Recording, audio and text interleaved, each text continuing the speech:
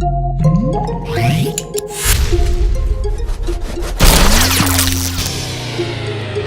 Voice TV GH, quality entertainment and more.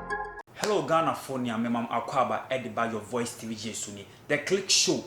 ana wo share your friend papa ya okele mi na me di dwumede no chiame na in there ya sesa ye interview na ni so kakra yensaka evangelist bi a owo ye studio ase na ye nkola na ye we ni nia na ye kwa sorry Sundays ebi so kwa sorry Saturdays. Now the question I be say so obekwa sorry Sunday obekwa sorry Saturday edien ana eye papa and as edien ana nyankopon wagye atum na sofo no wa ase a one ye eba betwetwe nkomon concerning say say Christopher ye besom Sundays and as ye besom Saturdays into Your Voice TV GH ne menko bebia ye beba hisia.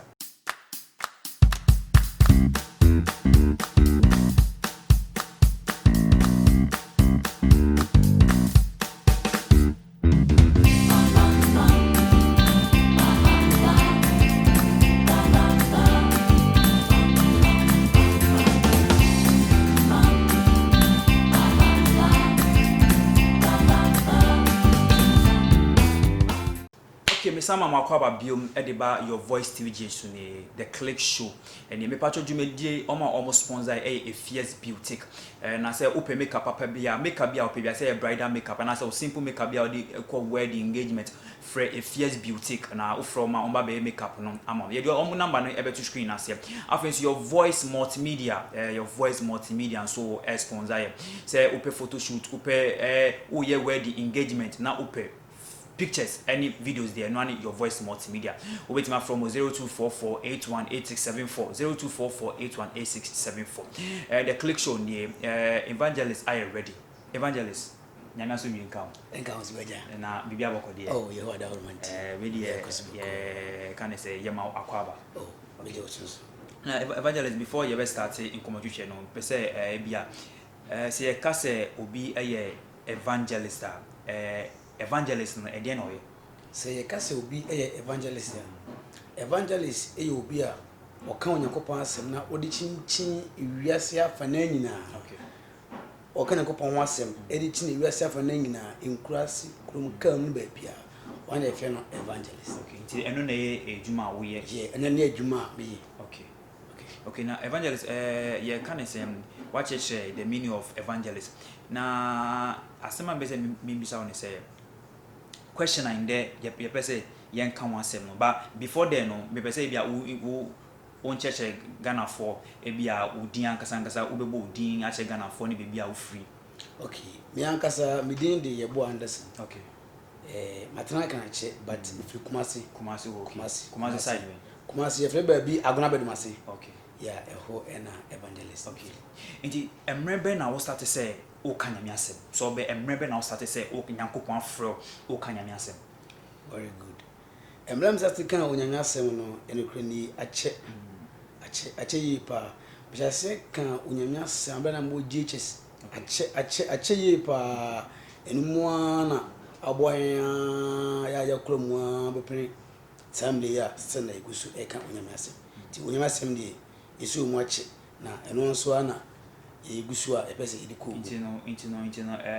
emrebe me fan say at what age and I will start to say who preaching at so be kaya at what age me kaya say at the age of 15 years okay. And me shall say kan onyamiase so how was like the feeling as be a parent for what start be because 15 there now usha yeah say what start say who kan nyamiase who parents saying na omhu no and the cranny me share onyamia me share ensampakanse no na edin if say at that time no na mpese me ko pai kra ko bompa ya embo peace there bisa mpese me ko me kase me ko mako evangelism o susu na close so de be na ko kan obi hu an se mu ko na me kan me se na enkofo atwa me ho hia so before how be bremu die o mapa side na ma me e place me ye onyamdwuma no but na mapa se mi so obi a mi so de sometimes we ko o mo de se me kase amacha okobompa yi okwa hohom be de nsa e bo wani abi flash me so na eno my difficult but kra me ko Jesus no obeyare pa ne mu odin nti onyame na me so bo mpa ma ne ho ton nti ne ho ton wie no since then no say ene me ba onyame sa wo so nti wo say me ja ma wo so ma fa how bring more or family side. And how is it like ABR only one down because 15 years there now my fans say in down 4 I only mudiago. So how is it like say ABR at the age of 15 now what I say kanyamia sem one down 4 now only mudiago no what was the reaction? Enukuleni na me obi a na me ho asere pa o school pa na me say abo na me say asua de because bit for no because e bi hwe me class many first year many second third many fourth class so now me now for no san addition na on permasem ba na eba enkrabone side see bia yenkoye man se nyonkoye we na me out etenu nti se eduru e ma fe de a obi a chire me but se eba ne se addition mu ana se eba na me bi na me sa pe huru kakla eba sa dia na o manage mu but say bano boys level enkono sa chale oya boy oya guy enkwese dia no na me out enti no na me na for on pe masem abla e class issue na abla ya me assignment ba o botawe abla tiki ka ko di boni yeah enti no uko school na usanzo kanya me asem no school yeah enti no uko school no na o kanya me asem a teachers for no and say o man stop from say obekanya nyasem enukule ni ewiase no ye wosum ene han so ye wo teachers ya na ebi wa han nim de bia Christopher ane wo teachers ya na omo so ye Christopher so teachers na omo ye a Christopher no na omo fo aso say enyam dwuma teachers ya na omo so ene nyi onyamyasem no na omo etame so minya problema omo ye onyamsomfo no omo eboa ba omo nye onyamsomfo no omo de e ka omo kra nanka office course at that time no me kai say na ebi ewo okoti groups na ebi nso woni bone na na yo so e time na ye bompa pa so sana na etie oda so ewo your voice TV Jesus the click show ni me guest evangelist Yeboah Addison ono na oye me guest a yimene no ehwetwe nkomo evangelist the person the reason why and the Yeboah say the topic na ye person discuss say yebeko asori Saturday and na Sunday because akwai say a Christopher ye mu acheche in the sense say ebiko asori Saturdays ebiko asori Sundays it know which is which because in Kremofo omo ya asori baako ba a Christopher the ebiko Saturdays ebiko Sundays okay ebiko amatis ebiko Fridays okay so in there the reason why you want say na ye this interview say ye be say ye hu say Saturday asori and Sunday asori no e den nyankopon e den de mu emu de wen nyankopon agiatum onyame enhila ene question obisai question we very controversial but asem no kwawie no ibe no how a onyame asem so ekafa nemienu so at the end no eno ena ebitima twusu the right church here onyakopon de eba asasiwe so and the crown say ahefo ni atiefo mu tie emfa ncho mutim say enyanto kwa na yeba beku onyame asem ese obeyi quotation na wa church mu na de onyame asem ka fa ho no nso waka na akoye onyame asem no yebe ha se free baabi na edakui baabi na minim se asem no enko awie no ebeboa ye ewo Sabbath a ye homeda quotation no obenya 126 ewo Old Testament okay oba New Testament ya obenya Sabbath quotation 62 okabuma the New and then the Old Testament ebema 188 quotations about the Lord Sabbath na yenko ni say eya na eyenkofo bi adwen tenta say na say yekase Saturday kura na homeda kola otimi de edabia asom ana say obetimi de edwada ayewo homeda obetimi de edabia ayewo homeda eno kwasem ni onyame asem enka ne sa enu nti no ye hwe bi o Genesis chapter 2 verse number 1. Onyankopon adebomu no. Yan hwede isi o Genesis chapter 2 verse number 1. Say o fia na of Bible na kenkan. You know, why we share so fear na what for Bible now so why then? What kind because you say assembly ya be kan wa bia no enye pepepe nti so betima for Bible now so. Me kenkan o akan kasem. Okay. Genesis chapter 2 verse number 1. Verse number 1 going etwi. Verse no say homeda.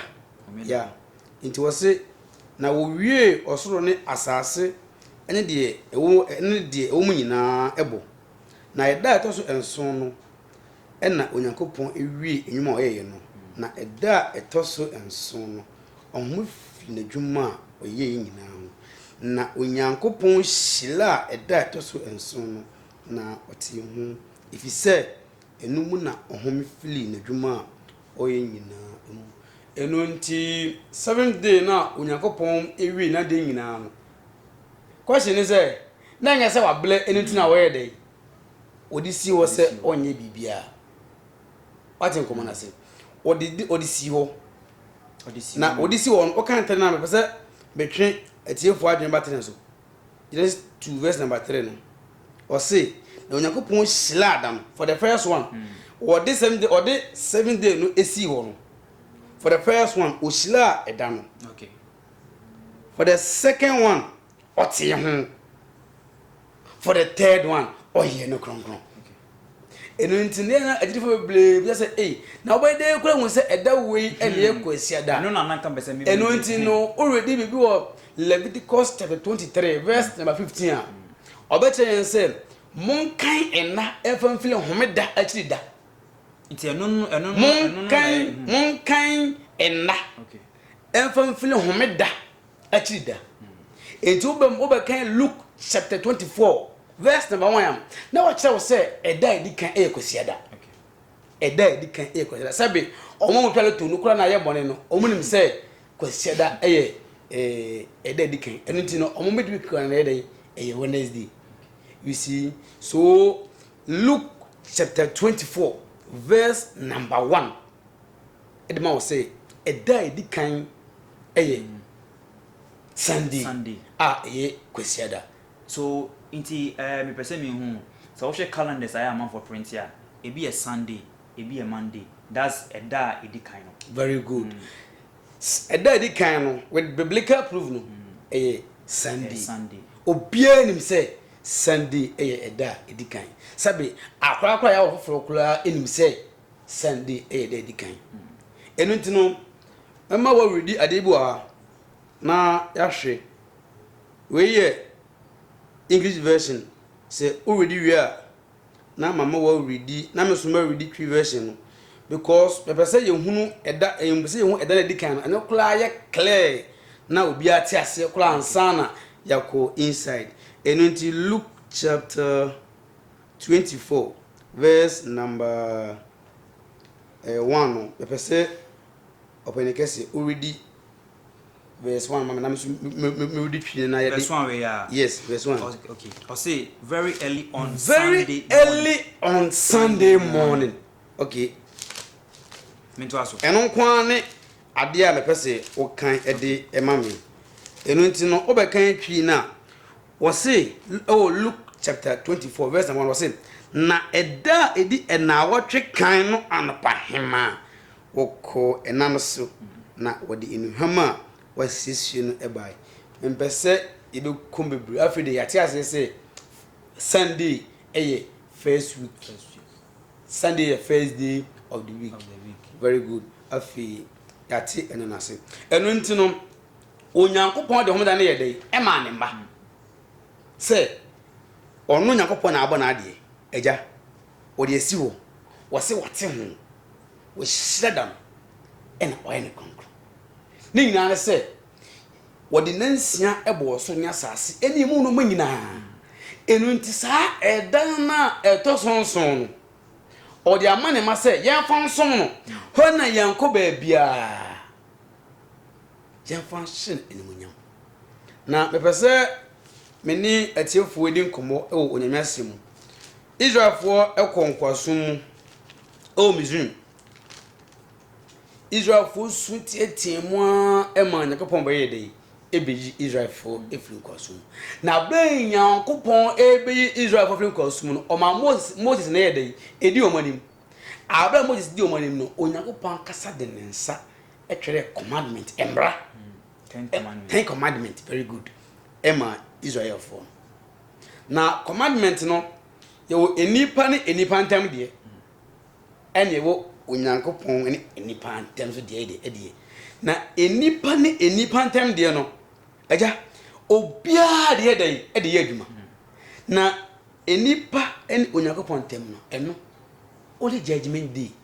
ena katwa na de be de odi ebe mai enti me pese me kan ibu o Exodus chapter 20 verse number 1 to 8 be say ye time a onyame ekoyi na Moses yi Israel for free Missouri for no omomra na ode mma no mo o kan se mi enti no me kan otwi akan katin Exodus chapter 20 verse number 1 go say na Onyankopon eka ensemi nyina se mene awurade Onyankopon a me yi wo free Missouri asase so ewo enkwafi mu eno enya anyame foro bi enka me ho enya wo hani bia ana ade wo wiem ewo soro ana asase aso de wo nsuo mu ana asase ensa so bia mfa nkoto won na ensom won na me awurade Onyankopon me ye Nyankopon ni nku a metwa na no mu ye eso mefa ema kosi awon to so miensa ene enan a wotane meso na meye mpempem a odome na odi memra nsem eso emo awurade Onyankopon din kwa ene kwa de nipa fanya hwe na awurade ema de oboni din kono ho emfa ntototo 8 no na eye meden wose kai ho meda tieni yo afi onyame esa kan na wasa de ho meda na sa yedai asabam 8 se kai ho meda na ne kronkron enansia ene ye adwuma eye wade nyina na eda to sunsun no eye homeda ma awurade tenie wase eda to sunsun eye homeda ma awurade Onyankopon aja wankase homeda no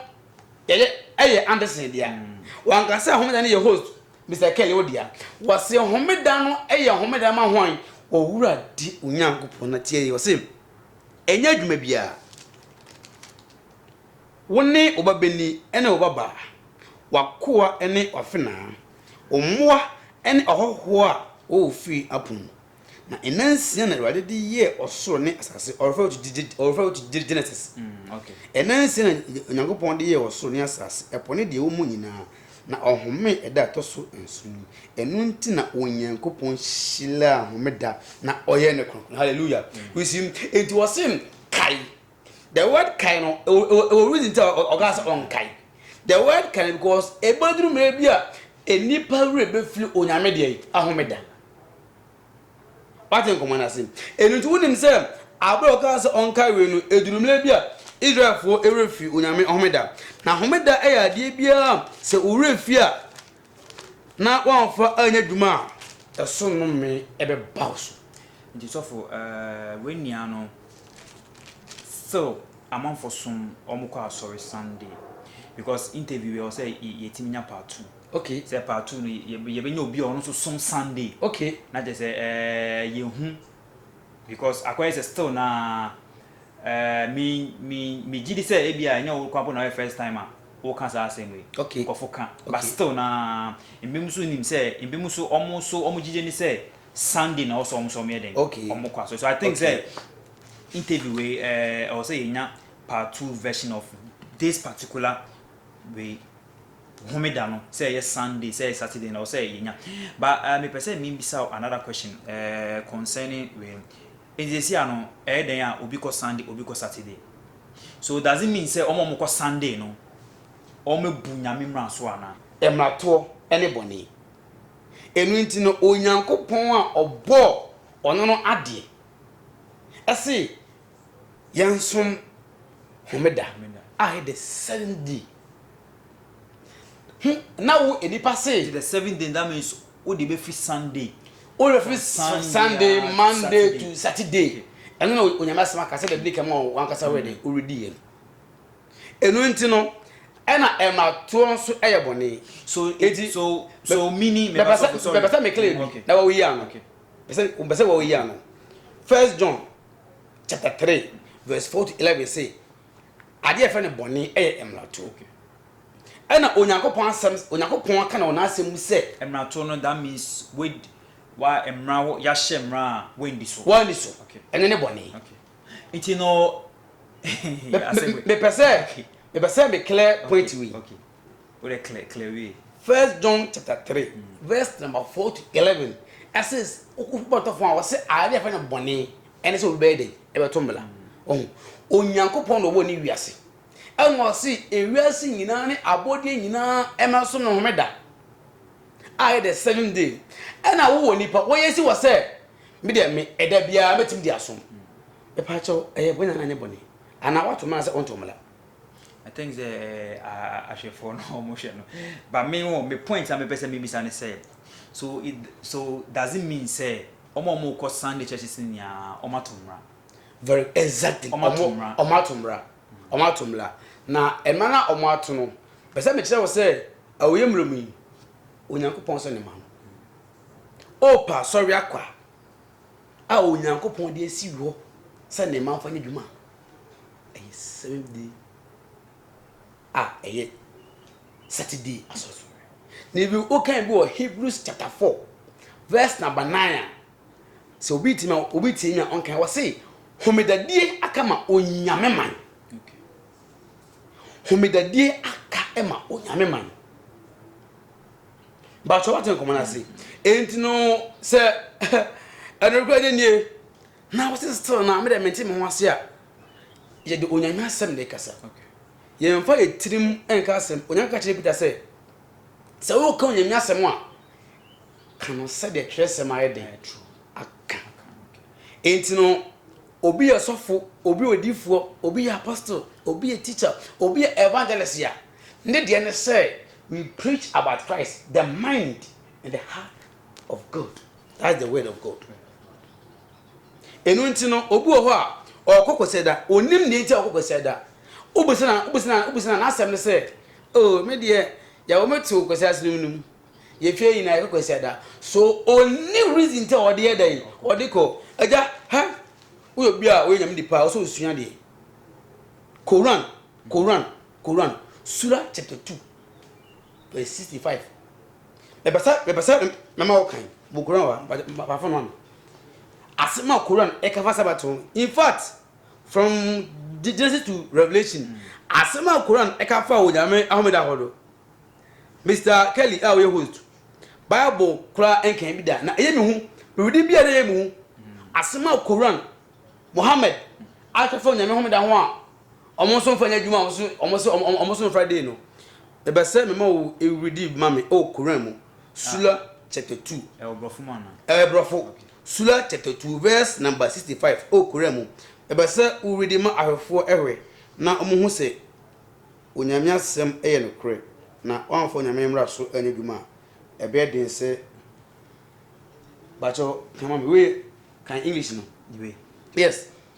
I say and you had already known about those who transgressed among you among you concerning the Sabbath, and we said to them, be apes despite be apes despised and rejected aja Quran catch say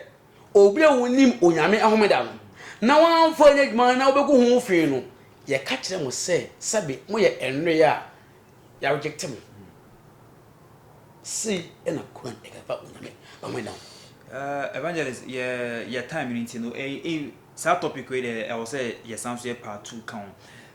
because a very deep okay into I will say a part 2 of this this particular you know into no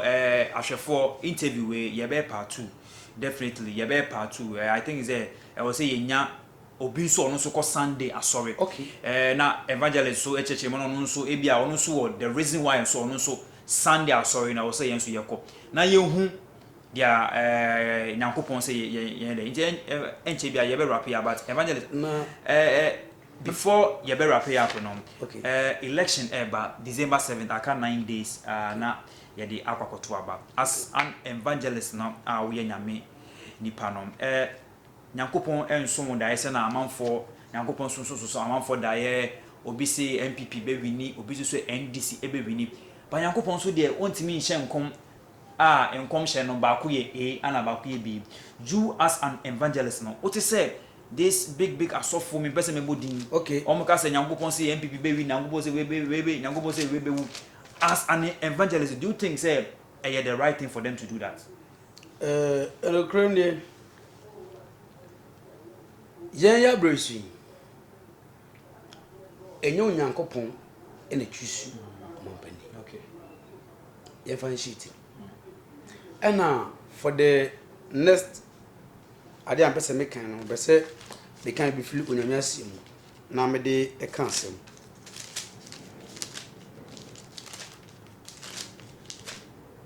Jeremiah chapter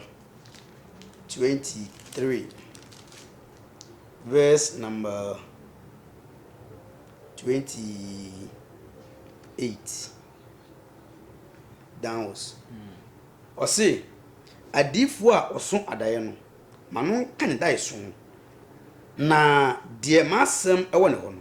manon can massam and cream. A den and tete any a woo a you away. Ewadia simni. Massam ente say uja. Ewadia simni. Na ente say asaya ebo obotan na. Enti hwe mene adifo no anya.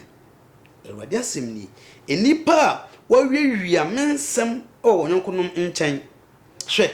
mene adifo no anya. Ewadia simni. Wona wode wonta kirema ekeka se ewurade se no. Hwe mene adifo a so atroda ye no enya ewode asemni won de wakeka adaye no na wode atrosem ne won adwen haresem da memman nanso mensoma won na menhye won na won ho ma omayi omo ma omayi faso bia ewode asemni you see ye wodi fo bi no mo ha omoyu omonim se omoyande sifo ana omoye NPP fo enu nti no onyankopon enkasa ye kura na omode omadwen na ye dey ehye en control elmebe atwam na onyankopon de ahemfo ene asofo ene bu wiase anase oman ba yen ye die antumi ankobasa akwa budu se ewo se omopanya na ye dey odi oman so na de metima ka cho ne se ene wiase we onyame ensa ansa ne honhom enni abatu ebi se ekwan a efa so ekon enye onyame hyehye na enye onyame epe nti odifo bi ahyenkom se andi se na ne bi bewini a eni tim adwen na wode aka onyame kan bi anche okay so na evangelist kana already or bible no yakopon se onsuma obi ai se onbehye nkom se NDC be wini se MPP ebe wini nti mo asofo na mo sori ade bia mo betena TV so betena radio so ebe keka ana nyankopon se nana be wini nyankopon se mama be wini ni nya nyankopon soma mo ye nti aya mo susu na emamon dada emamon tu efuturo engu yeni so na mo jai sanyema no na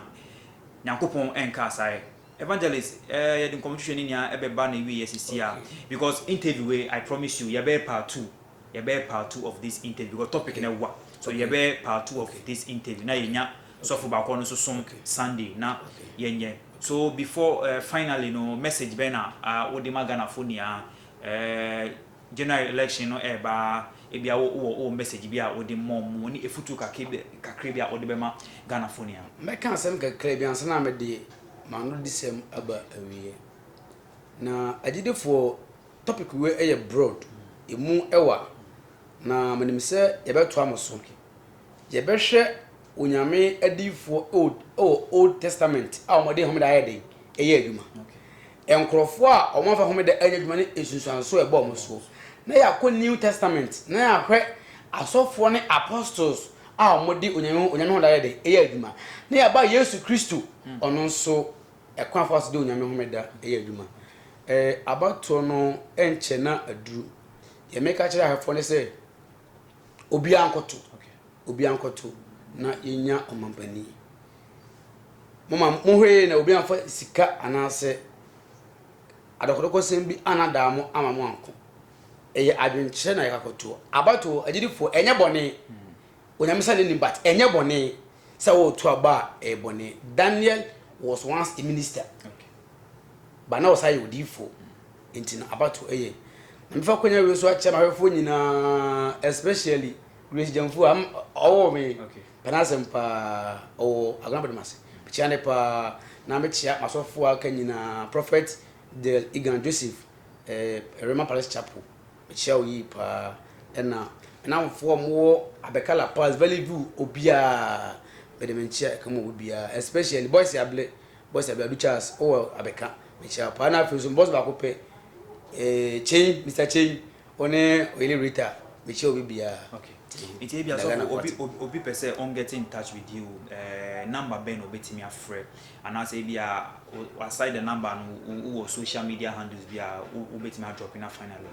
It will be. It may be obetimi the number be to join obi person on fro na be on no kasana bibisa o number be on obetimi to. Okay, no number. Na say that in social media. Okay, internet and for social media. Me wo YouTube. Okay. Evangelist Yeboah Ministries. Okay. Me wo Instagram. Evangelist Yeboah Ministries. We will Facebook Evangelist Yeboah Anderson. Yeah, my number is 0559 69 8229. Okay. Evangelist, you das pan say you to yen suffer with me by, but you promise I shall for say sa conversation you sambe to so you be part 2 of this interview. Na go point show. Okay, we na me so inshallah. Ashefo I will say it me a interview because time no, but yes ebe to us interview we so na ya go deeper than this one. Yeda evangelist as I say otimi ebe kan yensem wase dwumedi omo sponsor a Fierce Beauty makeup papa be makeup bia opebia no free Fierce Beauty on be makeup na mo ana visit your voice multimedia, so pe photo shoot video shoot adebia videography any photography bia free your voice multimedia on be I them. I am almost also into TV production. Almost twetwa series na dia. They do betima from 0244818674 0244818674. Say now also you can be part of this production team. Asida kesiye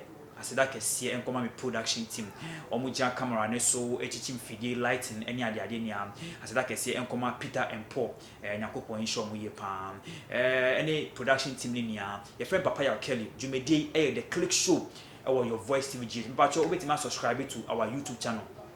Uko YouTuber now subscribe. Your Voice TV GH. Your Voice TV GH. Now subscribe. Facebook so your honum Your Voice TV GH. Instagram your Voice TV GH. Also your own follow ye, ne like here now. I mean commenting message. Bibia all the before bia you back in kind amount. Once again your friend Papa Kelly. Me na me di Jumedi no chiami. We are out of here. Salute.